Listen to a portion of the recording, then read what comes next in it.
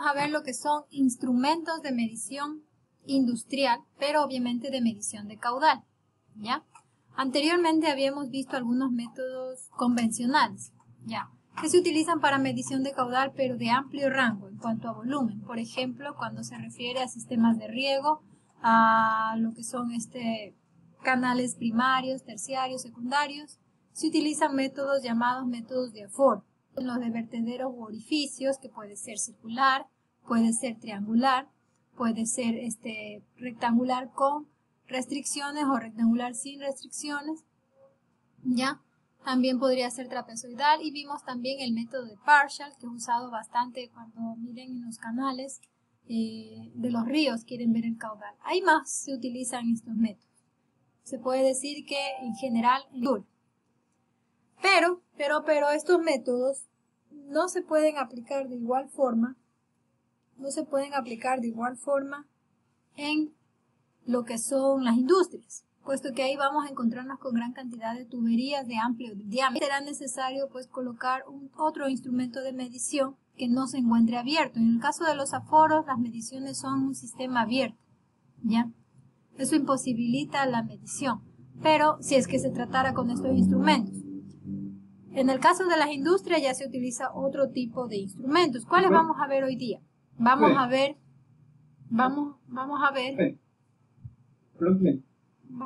un ratito.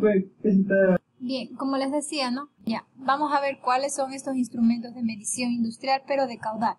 El primero que vamos a ver se refiere a la medición con diferencial de presión, ¿ya? Luego vamos a ver el método de turbina. Es un instrumento de medición, pero en base a una turbina. Luego vamos a ver el otro instrumento de medición en base a un rotámetro y finalmente el magnético.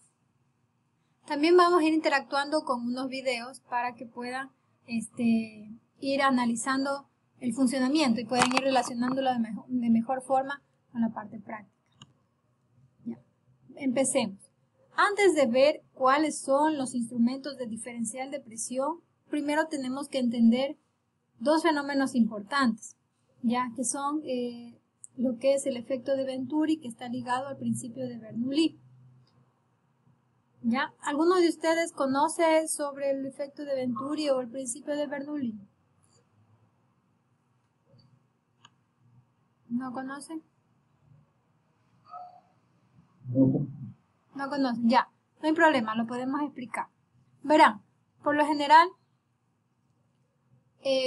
nosotros cuando hablamos de presión, ¿no es cierto? Vamos a hacer este tubo. A alguien se le ocurrió hacer este tubo en esta forma, una parte más ancha, el que estoy viendo con el mouse, una parte más ancha y luego un estrechamiento y luego otra vez desemboca en una parte más ancha, ¿ya? Pero aquí internamente, al paso de este fluido que pasa por este ducto, ocurren ciertos fenómenos que son importantes analizarlos. Es ahí donde se maneja lo que es el principio de Bernoulli y el tubo de Venturi y también la ley de conservación de masa, ¿ya? ¿Qué nos indica? La primera es muy sencilla, la ley de conservación de masa. Nos indica que cualquier masa que pasa por esta sección debe ser la misma masa que entra, la misma masa que sale, ¿verdad? Eso es lógico pensar porque de lo contrario, ¿dónde más puede irse? Recuerden que la materia está ahí. Lo que pasa es que en esta sección irá más velocidad, mientras que acá irá menos velocidad, pero no tiene otra escapatoria. La masa que entra debe ser la masa que sale. Ahí se cumple el principio de la conservación de masa. Seguido de ello tenemos lo otro. El principio de Bernoulli y el efecto de Venturi indican que en una sección más ancha, la velocidad con la que el fluido pasa es menor que en una sección más angosta. Ahí la velocidad es mayor y luego cuando va a una sección transversal más ancha, la velocidad así también disminuye. Eso es muy conocido, por ejemplo, cuando riegan un jardín con una manguera. Ustedes cuando quieren que el fluido alcance una mayor velocidad, lo que suelen hacer es y la pantalla se pone negra. Todo falla en estas circunstancias, ya. Lo que suelen colocar cuando riegan un jardín y quieren que el fluido alcance una mayor distancia, suelen cerrar parte del orificio de la manguera y dicen, ya tengo mayor presión, y con ello riegan. Si bien es cierto, tienen mayor presión, pero ¿qué presión tienen? Vamos a analizar. Verán, Antes de analizar los principios, vamos a analizar los siguientes. En un fluido que pasa a través de una sección transversal, puede ser de una tubería o de un canal, experimenta tres tipos de presiones. La primera es la presión hidrostática, ¿ya? Que es la presión que ejerce el fluido sobre las paredes. La segunda es la presión dinámica, que tiene que ver con la velocidad de este fluido con la que se transporta. Y la tercera es la presión gravitacional, que tiene que ver con la presión, con la fuerza que ejerce este fluido sobre, debido a la acción de la gravedad, ¿ya? Entonces, tenemos tres presiones en realidad. Cuando hablamos de que la presión incrementa, disminuye, sí, pero ¿qué presión? ¿No es cierto? ¿Qué es lo que ocurre? Miren, este es el famoso tubo de Venturi. En el dibujo anterior, como conservación de masa, vimos donde no había ninguna saliente, ¿no es cierto?, en ninguna parte de la sección. Pero para analizar el efecto de Venturi tenemos lo siguiente. En la sección más ancha, ¿ya? Si tenemos un fluido que pasa, va a tener una velocidad, es decir, va a tener una presión dinámica X, ¿no es cierto? No la conozco, una presión dinámica X. Pero así también, este fluido ejerce una presión sobre las paredes del recipiente que lo contiene. A esa presión que ejerce sobre las paredes del recipiente que lo contiene se le llama presión hidrostática, similar a lo que vemos aquí. Si ven este gráfico, este peso que está sumergido en este fluido ejerce el mismo, ¿no es cierto? Obliga a que el agua ejerza una presión sobre este recipiente, ¿ya? Que puede ser un vaso de precipitación o un tanque. Ejerce una presión sobre las paredes, tanto arriba, abajo, en el lado derecho, en el lado izquierdo, todos los lados. Ese fluido estático ejerce una presión sobre las paredes del recipiente. Y si se desplaza a través de una sección transversal, como vemos en este dibujo, de igual manera ejerce una presión sobre las paredes. Pero ocurre un fenómeno que, cuando la sección transversal de ese tubo es ancha, la presión hidrostática que ejerce ese fluido sobre las paredes es mayor que la presión dinámica con la que se desplaza.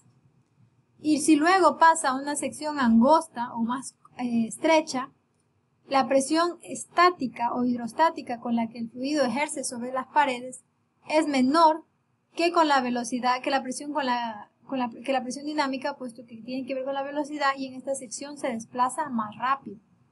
Es por ello que en esta sección mayor, en la sección A1, ustedes ven que el líquido, si se hace una abertura, ¿no?, con un tubo, el líquido ejerce una presión hacia arriba, y esa presión hacia arriba que ustedes ven es la presión hidrostática en esta área, ¿ya? Sin embargo, en la parte estrecha, la presión hidrostática es menor. Y recuerden que nada se crea ni se destruye, solo se transforma. Entonces, manteniendo esa idea de que, repasemos, la presión hidrostática se refiere a la presión que ejerce el fluido sobre las paredes del recipiente. Puede que esté o no esté en movimiento, igual va a existir presión hidrostática. Pero también, si el fluido se encuentra en movimiento, va a acompañarlo de una presión dinámica, que tiene que ver con la velocidad. Entonces, si estamos en la sección más ancha, el fluido que pasa ejerce una presión hidrostática mayor que la velocidad con la que se desplaza. Y si vamos a una sección más estrecha, la presión hidrostática que ejerce sobre las paredes es menor que la velocidad con la que se desplaza, que es mayor a la sección anterior. Siempre y cuando no haya más caminos de derivaciones, ¿ya? Eso nos lleva a la ley de Bernoulli. Bueno, en esta parte explico lo que acabo de decir. Perdón, acá.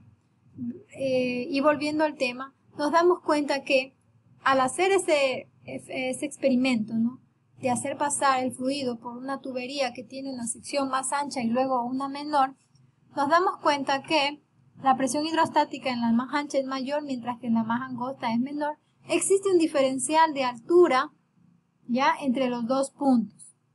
Existe un diferencial de altura entre los dos puntos. Ese diferencial de altura es lo que necesita el instrumento para determinar el caudal. en base a ese principio lo obtiene y el controlador pues codifica esa señal que entrega el valor del diferencial de altura y obtiene la medida del caudal. ¿Cómo lo hace? Bueno, sabemos que, por la ley de conservación de la masa, que la velocidad 1 del fluido por el área, ¿no es cierto?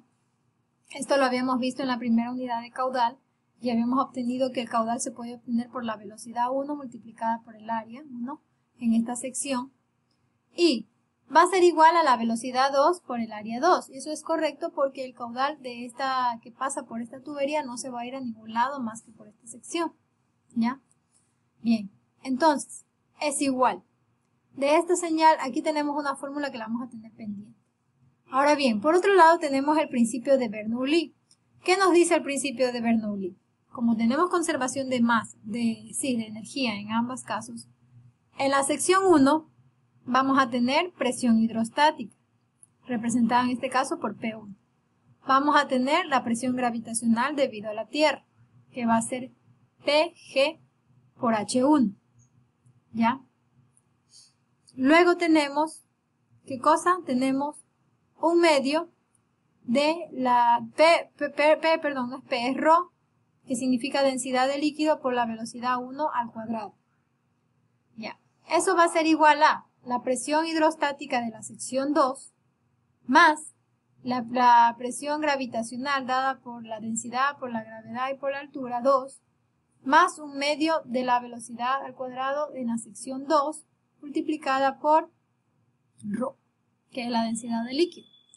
Ahora bien, si resolvemos esta ecuación nos damos cuenta que la presión gravitacional se puede anular. ¿Por qué? Porque se mide en el punto que cada líquido se encuentra en una sección y en el otro. Si los puntos 2 se encuentran a la misma altura, no estamos hablando de esta altura de diferencial de presión, sino la altura de analizando como cada partícula que se desplaza del fluido.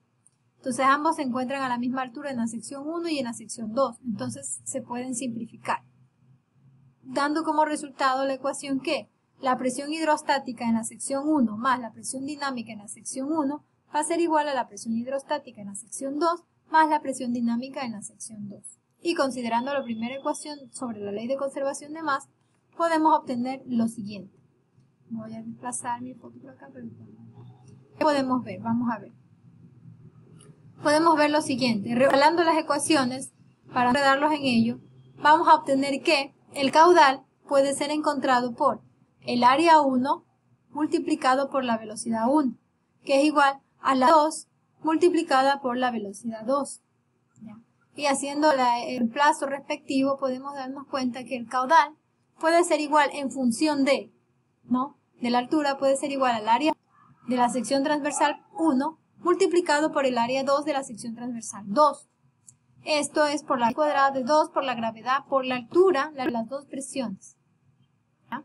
Dividido para ρ por el área 1 al cuadrado menos el área 2 al cuadrado, diferencia al cuadrado. Entonces, en esta ecuación que nos da como resultado el caudal, nos damos cuenta que obtenemos el caudal en función de datos conocidos, ¿no es cierto? Porque el caudal del área 1 conocemos. Perfecto. El área 2 es conocido, eso no va a variar. La gravedad, 9.3 por segundo al cuadrado, no varía. El ρ se refiere a la densidad del líquido. Si es agua, es una constante. Si es aire, también. Dependiendo del gas, del fluido, el ρ, que se refiere a la densidad del mismo, es algo constante. Y las áreas, por la diferencia que ya hemos dicho, eso también es constante. La única variable aquí será la altura que del caudal que pase por esa sección transversal y será en función a este diferencial de presión. Entonces, cuando nosotros tenemos un instrumento de medición que trabaja con el principio de diferencial de presión, nos damos cuenta que internamente el controlador o el sistema obtiene el dato de H para que internamente el controlador haga la operación y pueda obtener el valor del caudal que se está midiendo. Recordamos con las clases anteriores que el caudal se obtiene, ¿no? Metros cúbicos por segundo. El punto es volumen sobre tiempo. ¿Ya? Entonces, dicho esto y entendido mejor los principios, ahora sí podemos darnos cuenta que